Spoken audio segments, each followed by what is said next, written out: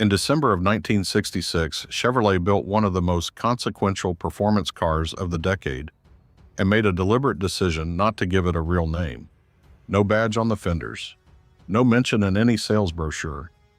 If you walked into a Chevrolet dealership that winter and didn't already know what to ask for, you would never have known the car existed. The story starts a year earlier, with Chevrolet scrambling.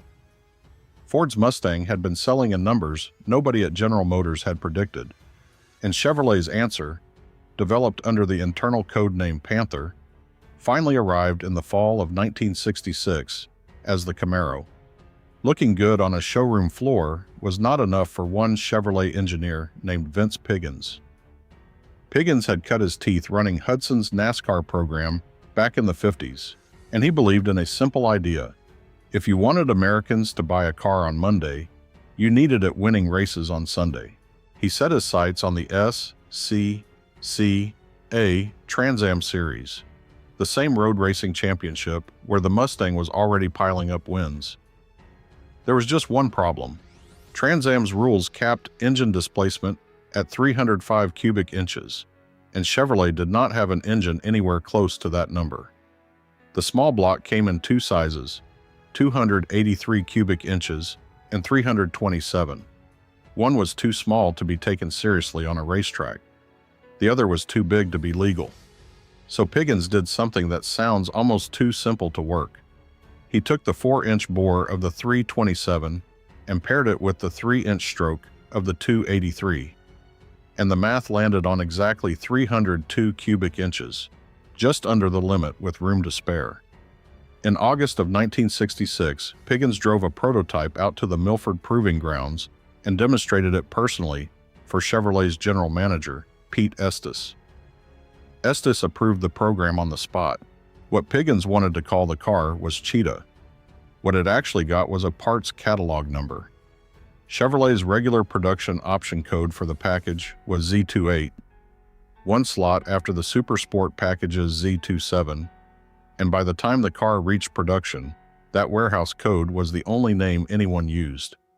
There was no design meeting for it, no focus group ever weighed in. It became the name of one of the most famous performance cars in American history, purely because nobody bothered to think of anything better. Trans Am rules required at least 1,000 street-legal copies to be sold before a car could be homologated for competition. Chevrolet built 602. Officials at the SCCA looked hard at the production numbers, found a loophole buried in the fine print, and let it race anyway. The car that would go on to define an entire era of American performance almost did not qualify to compete at all. Then there was the horsepower rating, which was its own kind of lie. Chevrolet listed the new 302 at 290 horsepower, a number that insurance companies in the late 1960s were watching closely. GM's internal policy capped advertised output at no more than 1 horsepower for every 10 pounds of curb weight, specifically so dealers and buyers could dodge the punishing insurance surcharges that came with anything rated higher. Anyone who actually drove the car, and certainly anyone who raced against it, understood the real number sat higher than what was printed on the window sticker. Roger Penske's racing team, with driver Mark Donohue behind the wheel, took the Z28 to the track in 1967, and the first season was rough. Brakes faded. The chassis fought the driver through fast corners. Donohue still managed 3 race wins that year, enough to finish 3rd out of 4 manufacturers in the championship standings, which for a car that barely existed on paper was no small thing. The breakthrough came in 1968, when Penske and Donohue took an acid-dipped, weight-stripped 1967 Z28, nicknamed the Lightweight by the team, and used it to win Chevrolet's first Trans Am Manufacturers Championship. The car with no name and no badge had just beaten every factory effort Ford could put on the track. Ford needed 2 full years to answer it properly. The Mustang had been winning Trans Am races before the Camaro even existed, but Chevrolet's homologation special forced Ford back into its own labs, and the result, the Boss 302 Mustang, did not arrive until 1969. By then, Donohue had already won 6 of the final 7 races that season, and claimed the Trans Am Drivers' Championship outright, even though Ford edged out the manufacturer's title that same year. 2 divisions, 2 racing programs, and a rivalry that the Z28 had started almost by accident.